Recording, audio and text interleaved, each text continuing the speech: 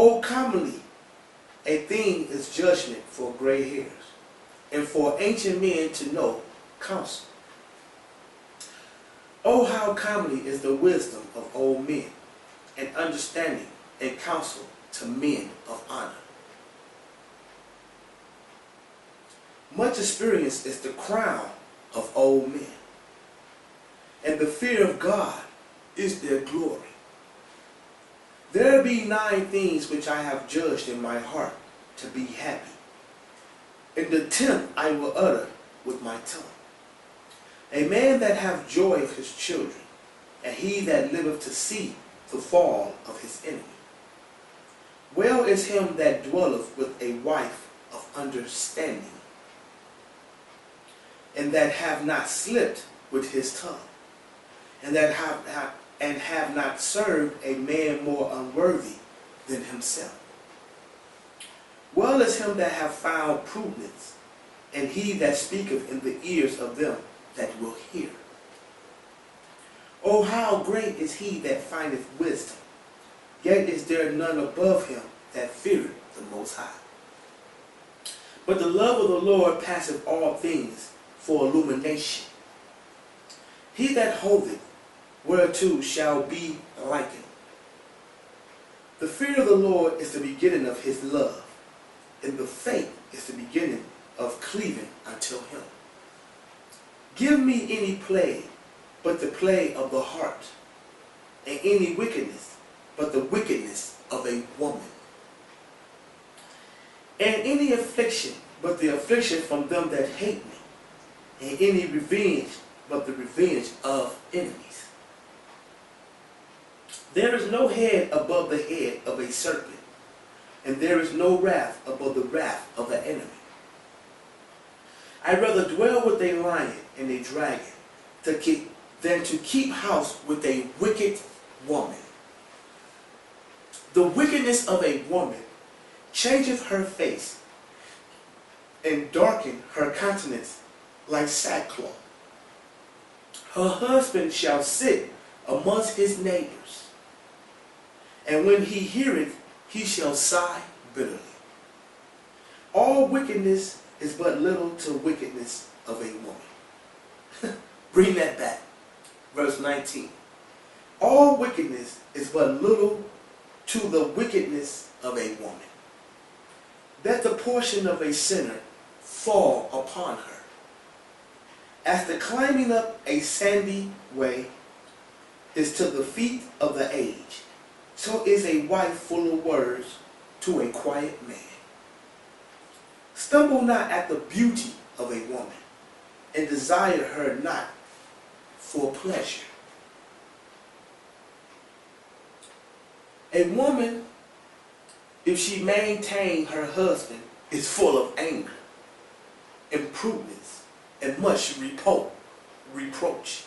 Again, verse 22.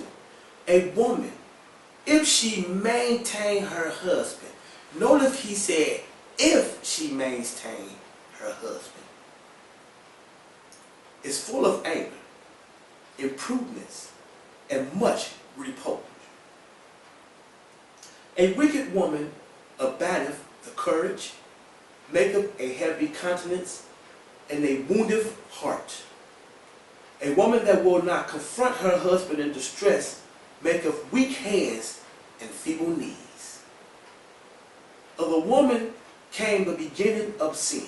Again, of the woman came the beginning of sin. And through her we all died. Give the water no passage.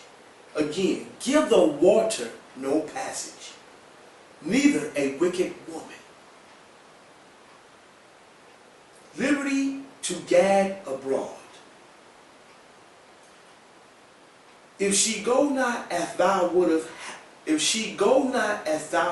have her, cut her off from thy flesh, and give her a bill of divorce, and let her go.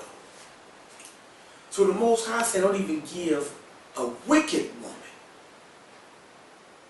a cup of water. And you know you need water and food to live. So he said, let her go. We're going to bring a few so people can understand the position of these women of today, how they must be broke down and rebuilt in the form of the Most High, in the laws that it was given to us. So I'm sorry, my sisters and my brothers. We must all be broke down and rebuilt under the law. Again, I'm not bringing a teaching. I just wanted to go into these false accusations from these women, my brothers. I just wanted to bring some of these things about what the Most High is saying about these, making these accusations and acting of a sort of these type of men that we're acting like. Truly, we can't say we're here for the Most High and that we're changing with all this sacred books, all this knowledge and information, but we continue to be the same. We continue to conduct our life in the same way. We continue to act Americans and not act Hebrew Israelites. Put that into your think box. Take it under consideration. Any responses from me? Send it to me. Solomon-Dervail Israel at yahoo.com. Now, earlier I mentioned some information about what are precepts, because I'm really getting a little tired of my brothers and sisters using words of the sacred books and not knowing the true meaning behind them words.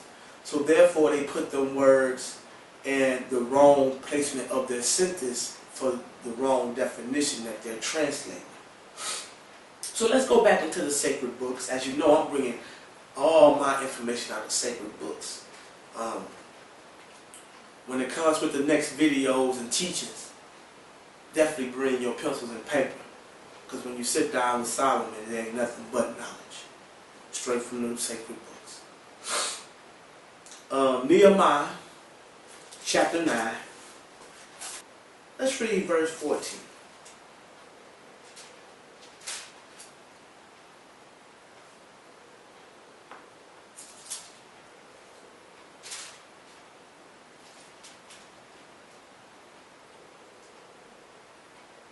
And matters known unto them the holy Sabbath, and commandest them precepts, statutes, and laws by the hand of Moses thy servant.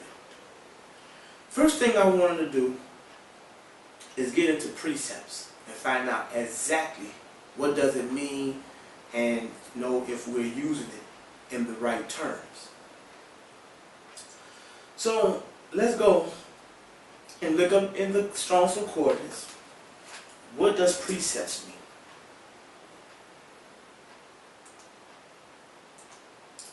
Now, according to the Strong's Concordance, the definition precepts will fall under Hebrew 4687. Okay?